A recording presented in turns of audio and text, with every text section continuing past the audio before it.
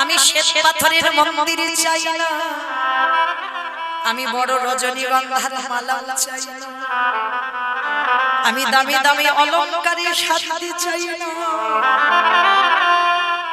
ভগবান ভক্তের কাছে কি চাই?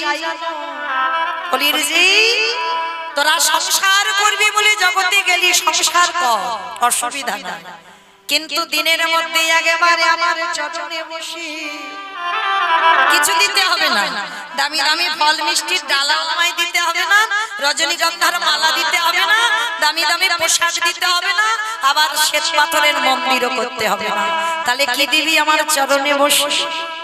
যদি ভক্ত নয়ন